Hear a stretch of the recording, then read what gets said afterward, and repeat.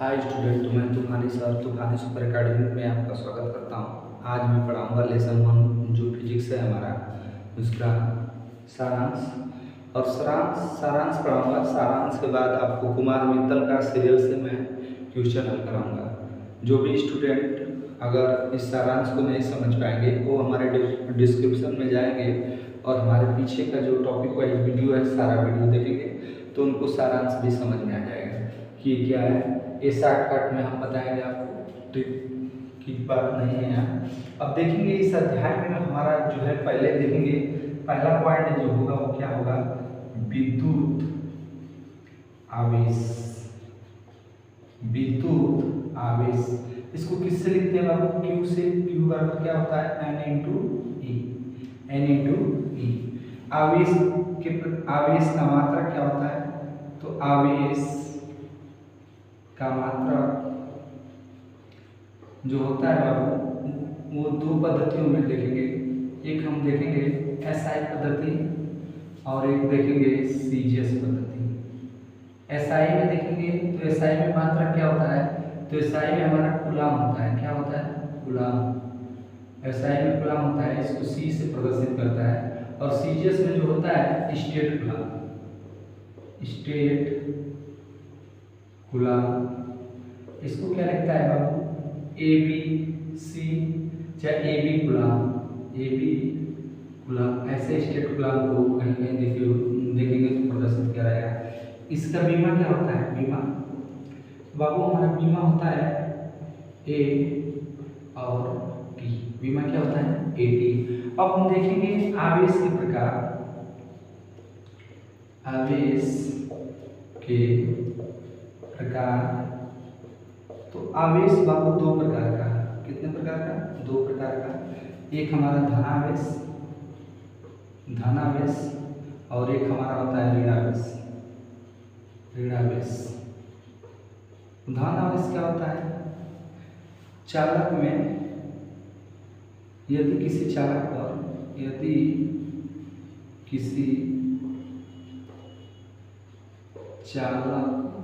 पर इलेक्ट्रॉन की कमी हो। क्या हो, इलेक्ट्रॉन की कमी हो तो वह धनावेश होता है, धनावेश कहलाता है। और माना कि यदि किसी चालक पर इलेक्ट्रॉन की अधिकता हो,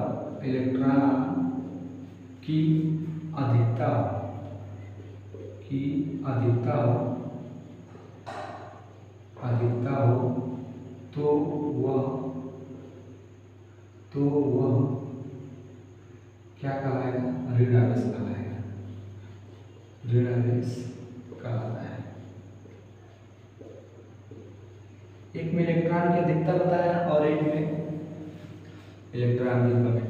इसका उदाहरण बताया हूँ, डिस्क्रिप्शन में जाएंगे आप देखेंगे या हमारे पीछे वाले वीडियो देखेंगे तो इसमें बताया है कि कांच की छड़ को जो है जब रेशम कपड़े पर रगड़ते हैं तो इसका उदाहरण बताया है। और इसका भी उदाहरण बताया है कि एवोनाइट की छड़ को जो है बिल्ली की खाल पे या फर पे रगड़ते हैं तो जो एवोनाइट की छड़ है ऋणावेशित हो जाती है और इसमें कांच की छड़ धनावेशित हो जाती है।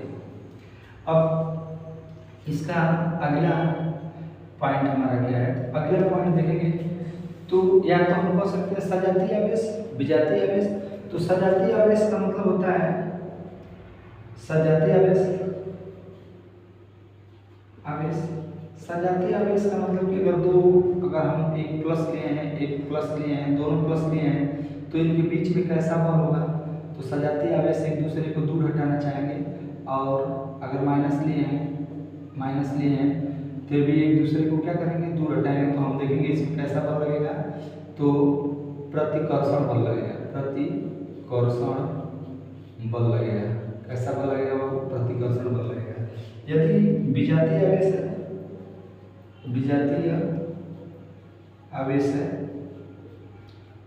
आवेश का मतलब कि एक प्लस है और एक क्या है, माइनस है। तो इसके बीच कैसा बल लगता है, तो इसके बीच जो है आकर्षण बल लगता है। दोनों एक दूसरे को खींचना चाहते हैं तो कैसा बल लगेगा, आकर्षण बल लगता है। आकर्षण बल लगता है। इसके बाद चलेंगे अगले पॉइंट की तरफ और अगला पॉइंट देखेंगे हम। अगला पॉइंट क्या है हमारा? तो अगला पॉइंट है हमारा कूलॉम का नियम। कूलॉम का नियम क्या है? कूलॉम का नियम। कूलॉम का नियम क्या होता है? तो कूलॉम के नियम को हम जो दो बिंदु आवेशों के बीच लगने वाला बल भी कहते हैं। इसको क्या कहते हैं? दो बिंदु आवेशों के बीच लगने वाला बल। दो बिंदु आवेश के बीच लगने वाला बल भी कहते हैं। लगने वाला बल, इसको किससे लिखते हैं? यफ से। यफ बराबर क्या होता है? 1/4πε0 Q1 Q2 बटा में आर स्क्वायर। Q1 Q2 बटा में आर स्क्वायर। यह दो बिंदुओं के बीच लगने वाला क्या है? बल है। अब जानते हैं कि 1/4πε0 है, इसका मान कितना होता है? 9 × 10 बघाते 9। 9 × 10 बघाते 9। अगर इसका मात्रक लिखना चाहेंगे कि इसका मात्रक क्या होगा, तो इसका मात्रक लिखेंगे अगर हम, तो इसका मात्रक होगा न्यूटन मीटर स्क्वायर। इसका अगर मात्रक लिखेंगे तो न्यूटन मीटर स्क्वायर प्रति कूलॉम स्क्वायर। एक बात और आ रहा है एप्सिलॉन नॉट। तो एप्सिलॉन नॉट का मान देखें कि एप्सिलॉन नॉट का मान क्या होता है? एप्सिलॉन नॉट का मान होता है 8.85 × 10 बघाते -12 कूलॉम स्क्वायर प्रति newton metre square. Coulomb square प्रति newton metre square epsilon naught का मात्रक होता है। अब इसके बाद चलेंगे और अगले इसका सारांश में अगला पॉइंट क्या आएगा? तो सारांश में अगला पॉइंट आएगा विद्युत क्षेत्र की तीव्रता या विद्युत क्षेत्र या विद्युत क्षेत्र की तीव्रता। तीव्रता को लिखते हैं ई से। ई बराबर क्या होता है? एफ। ई बराबर होता है एफ बटा में क्यू नॉट। ई बराबर होता है एफ बटा में क्यू नॉट। इसका मात्रक क्या होगा? तो इसका मात्रक देखेंगे तो मात्रक होता है कूलॉम प्रति या न्यूटन प्रति कूलॉम। न्यूटन प्रति कूलॉम। न्यूटन प्रति कूलॉम। इसका मात्रक क्या होता है बाबू? न्यूटन प्रति कूलॉम। अब इसी में चलेंगे बिंदु आवेश के कारण विद्युत क्षेत्र की तीव्रता देखेंगे। तो थोड़ा सा एक बार इसका आप स्क्रीनशॉट ले लीजिए, तब मैं इसके आगे का टॉपिक बता रहा हूँ कि आगे क्या है। इसको स्क्रीनशॉट लीजिए बाबू, एक बार स्क्रीनशॉट लीजिए, तब आगे इसका सारांश पढ़ा रहा हूँ। ले लीजिए स्क्रीनशॉट।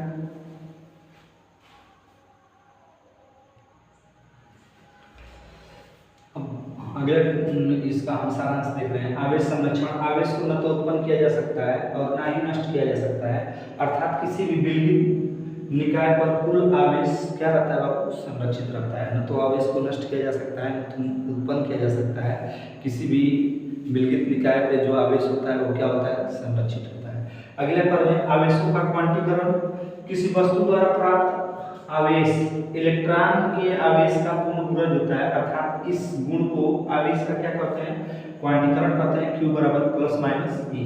इसी प्रकार अध्यारोपण का जो सिद्धांत होता है, किसी आवेश पर अनेक आवेशों द्वारा अगर बल लगाया गया तो परिणामी वैद्युत बल अलग अलग आवेशों द्वारा लगाए गए वैद्युत बलों के सदिश योग के बराबर होता है, या F बराबर F1 F2 F3 Fn। अब इसके बाद चलेंगे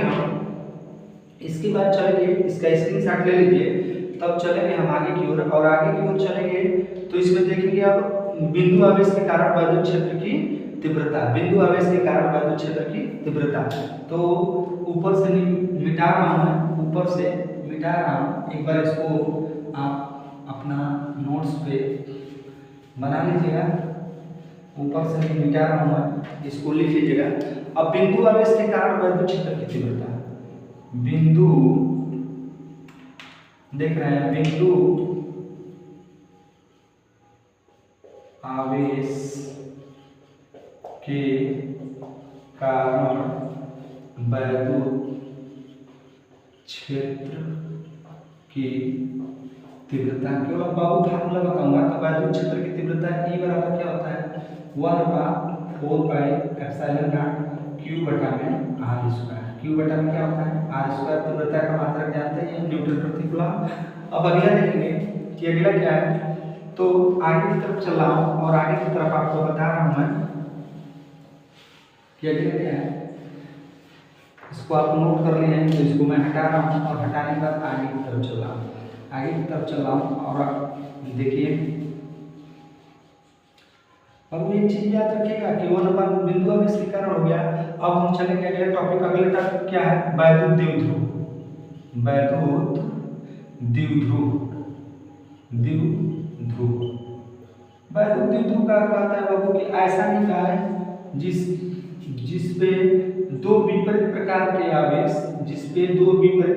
आवेश, एक दूसरे से अल्प दूरी पर स्थित हो, तो ऐसे निकाय को हम वैद्युत द्विध्रुव आगुण कहते हैं। ऐसे निकाय को क्या कहते हैं, वैद्युत द्विध्रुव कहते हैं। वैद्युत द्विध्रुव कहते हैं इस निकाय को, क्या कहते हैं, वैद्युत द्विध्रुव कहते हैं। उदाहरण इसका क्या है, एग्जाम्पल या उदाहरण देखेंगे कि इसका क्या है। तो उदाहरण देखेंगे बाबू, तो उदाहरण इसका क्या है, तो HCl, HCl, NaCl। हम देखेंगे कि ये दो अगर जैसे है, मान लीजिए NaCl है तो Na पे प्लस और Cl पे क्या होता है माइनस। एक दूसरे से क्या होता है, एक दूसरे से अल्प दूरी पे, और दोनों का आवेश क्या है, समान है लेकिन विपरीत है, समान है लेकिन विपरीत है। अब अगला हम देखेंगे वैद्युत द्विध्रुव आघूर्ण। वैद्युत द्विध्रुव आघूर्ण।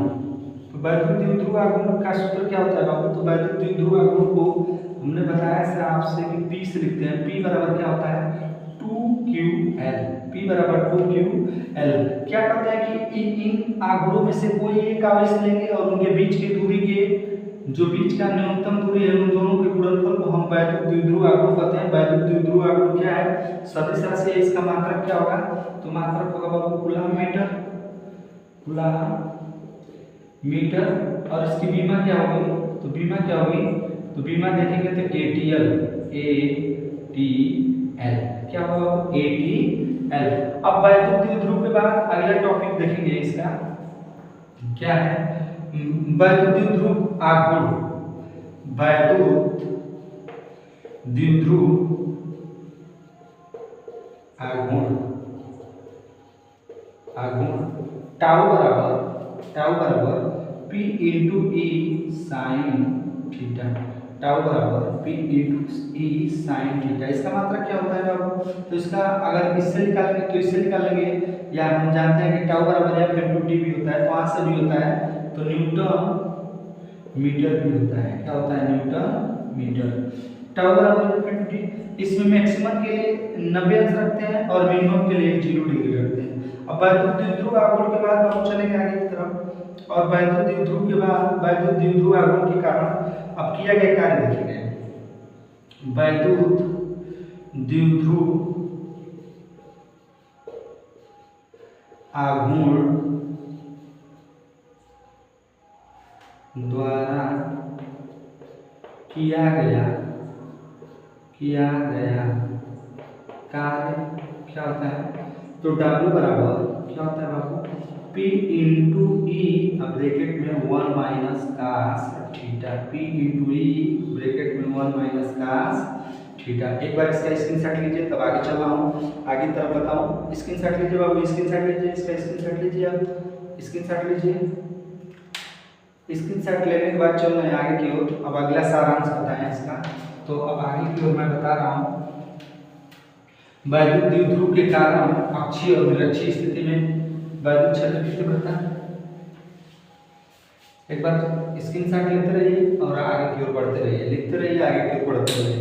देखेंगे क्या, अक्षीय वैद्युत द्विध्रुव के कारण तीव्रता। तो दो स्थितियों में, एक देखते हैं अक्षीय स्थिति, तो अक्षीय स्थिति में देखते हैं तो क्या होता है बाबू, तीव्रता E बराबर क्या आता है 1/4 पाई एप्सिलॉन नॉट 2p बटा में r क्यूब। 2p बटा में क्या होता है बाबू आर क्यूब। दूसरे की बात करेंगे निरक्षीय स्थिति में तीव्रता। तो निरक्षीय स्थिति में तीव्रता क्या होता है बाबू? तो निरक्षीय स्थिति में तीव्रता E बराबर 1/4 पाई एप्सिलॉन नॉट। और जहाँ 2p होता है वहाँ p बटा में आर क्यूब। p बटा में क्या होता है बाबू? R cube. इनको नोट करने के बाद अब मैं कुमार मित्तल का सीरियल से एक एक सवाल आपको सॉल्व कराऊंगा, और जिसको भी जो भी टॉपिक में दिक्कत होगा एक बार बताएगा, सारा क्वेश्चन हल कराया जाएगा। एक बार इसका स्क्रीनशॉट ले लीजिए आप, और आगे की ओर हम चलते हैं। और अगले टॉपिक में हम कुमार मित्तल के सारे सवालों का अध्ययन करेंगे। नोट कीजिए भैया, नोट कीजिए, इसको नोट कीजिए बाबू।